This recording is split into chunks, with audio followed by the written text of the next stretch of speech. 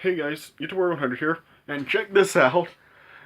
You know, this was one of my Christmas gifts this year. I got like this portrait with a bunch of Spider-Man comic book covers on here.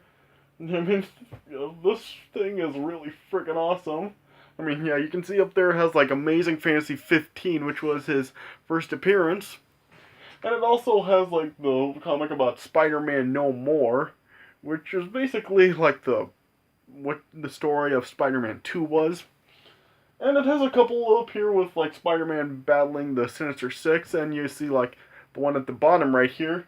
This is the one, like Spider-Man facing Hulk and stuff. So yeah, this thing was like really freaking awesome right here. And I figured since I have this now, I figured it would be a good time for me to just talk a little bit about how I feel Spider-Man Homecoming looks, because the trailer has been out for, well, it came out this month, and I've watched the trailer a few times, and I figured I'd just make a video to talk about how I feel about the movie and how it looks. So, yeah, obviously, of course, with Spider-Man being in Captain America Civil War now, like he's getting his own film for the Marvel Cinematic Universe. Yeah.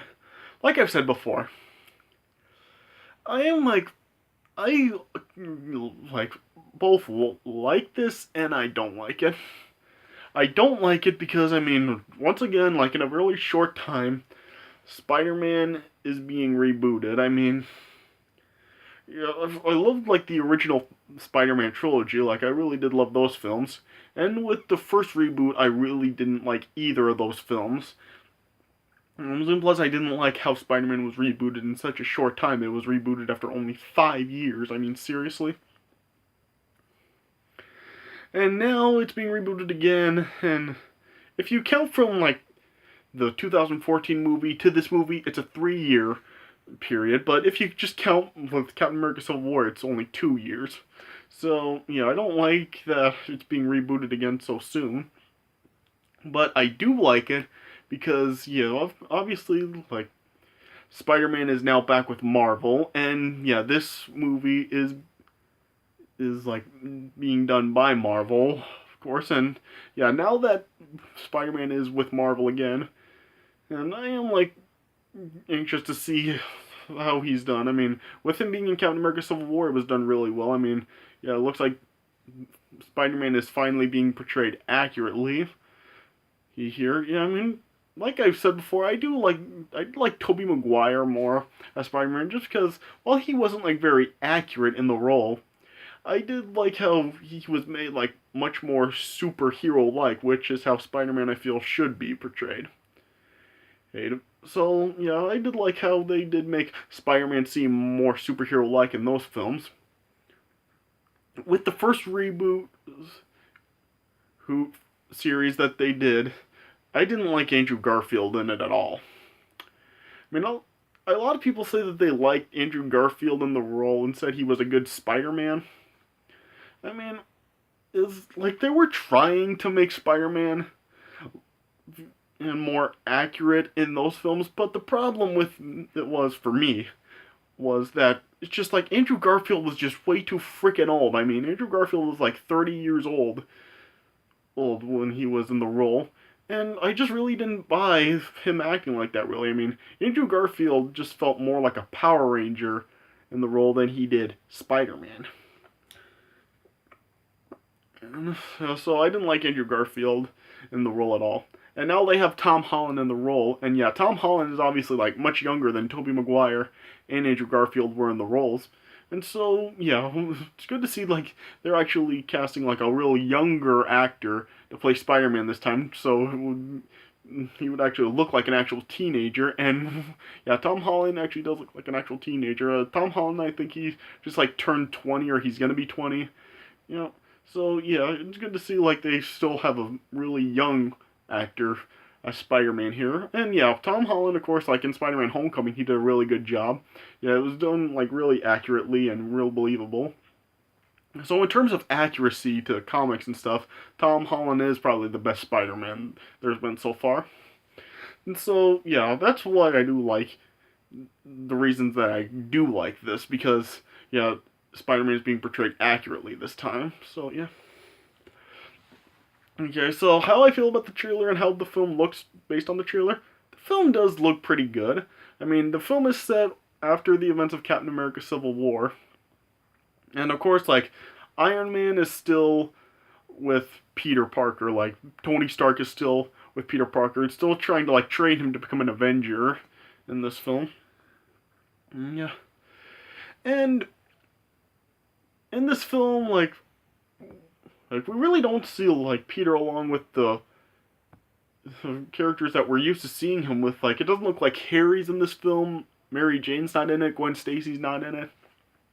And so it looks like Peter's around a real different crowd in this film. So, well, yeah, I guess it's good seeing that we have, like, kind of different characters for Peter to hang around in this film. And yeah, Peter in this film, he's like a really younger. Peter is like 15 years old in this film. Yeah. Yeah, and yeah, like I said, I mean, yeah, it'll be interesting. Yeah, obviously, like, of course, since he was already in Captain America Civil War, this movie isn't not going to be an origin story like how the original Spider-Man film was and how the first reboot film was. But yeah, this film will, like, definitely be like a different story. This is, like, probably mostly going to be around just Peter or Spider-Man, like, just training more and more to become an Avenger. And I guess in this film, like, Peter just wants to actually do some work to become an Avenger. Like, he wants to actually fight crime and save the world and stuff. But like in this trailer, Tony is just talking to Peter, telling him that he's, like, just not ready yet and he's too young. And I guess, like, Peter is just, like, tired of Tony treating him like a kid in this film. And just like at one point, Peter just goes behind Tony's back and just tries to fight crime on his own to just prove himself to Tony. And this film has some different villains in it than we've seen before in previous Spider-Man films. Yeah, in this film we have Michael Keaton as Vulture in this film, and yeah, I'm really looking forward to seeing Vulture in this movie. I mean, Vulture, in this film I really wanted to see some villains that we really haven't seen before in previous Spider-Man films. Like, we saw, like, the Green Goblin already 3 times. We saw the Green Goblin twice in the original trilogy. Like, in the first movie, we had Norman Osborn as the Green Goblin, and then in Spider-Man 3, Harry then took over as the Goblin. And then in just the 2014 movie, we have the Green Goblin again for, like, what, 90 seconds? But yeah, so we saw the Green Goblin 3 times already in previous Spider-Man films. So there was Doc Ock in Spider-Man 2, there was the Sandman and Venom in Spider-Man 3, and obviously, of course, a lot of people really were upset with the little screen time Venom got in Spider-Man 3. And then in the first reboot movie, we had Lizard Man, which, I mean, I wanted to see Lizard Man in the original Sam Raimi Spider-Man trilogy. I mean, because we saw so much of Dr. Collins in Spider-Man 2 and 3, and I really wanted to see him as the Lizard Man, and I was kind of upset that we couldn't see him like that. But yeah, they did make Lizard Man in the first reboot film, and then we also had Electro in the second film of the reboot series, and also, like, had Rhino for, like, what, 2 minutes in the film. Like, he appeared at the beginning and the very end of the film. So yeah, those are the villains that we've already seen. So yeah, I wanted to see new villains in this film, and that's what we're getting. Have Michael Keaton as Vulture in this film, and it looks like also we're getting Shocker in this film also. So yeah, I am really looking forward to seeing Vulture and Shocker in this film. Like, Shocker is another villain that I've really wanted to see in Spider-Man films, and so I'm glad we're getting to see like different villains of Spider-Man that are still, like, overall still, like, pretty well known in this film. I remember when I was always playing the video game for the original Spider-Man film, Shocker and Vulture were in that game, and they were a couple of bosses in that game, so I'm glad we're finally getting to see them in a movie stuff. Yeah. And I'm not quite sure how big of an appearance Iron Man or Tony Stark will have in this film, because yeah, as I've said, like he is like giving Peter some advice on how to become an Avenger, and he's just telling him that Peter's not ready to go out and fight crime yet. And then at the very end of the trailer, it shows like Spider-Man and Iron Man, and together. Either at the very end of this trailer, it shows Spider-Man swinging and Iron Man just flying right beside him. So yeah, it looks like we may get team up work with Iron Man and Spider-Man in this film. Yeah, and I'm not sure if we'll have any appearances from any other Avengers in this film. Well, because I mean, yeah, after because yeah, this film is coming out in July.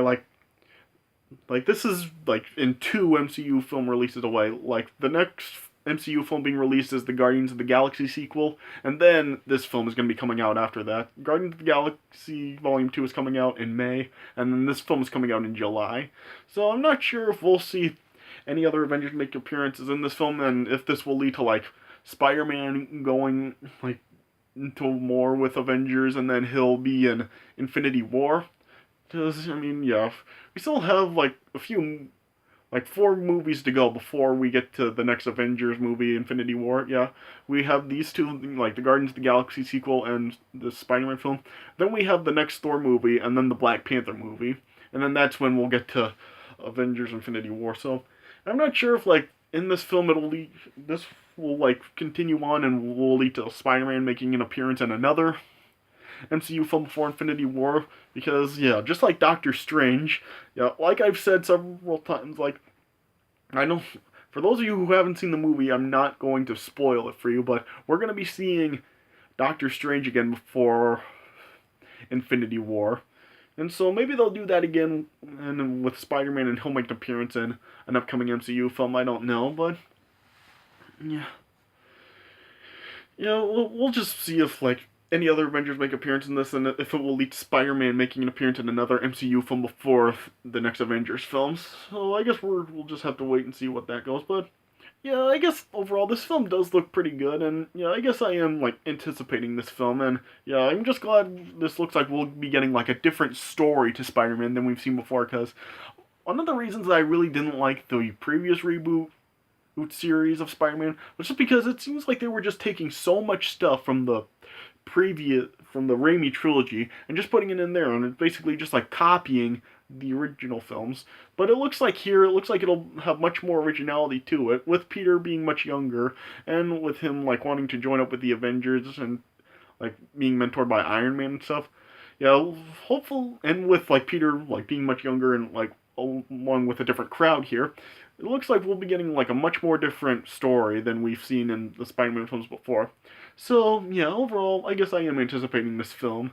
Yeah, like I can find like get my anticipation back into Spider-Man, because yeah, I really was not really in anticipation for Spider-Man with the previous reboot series, but yeah, with this one I am like really anticipating it.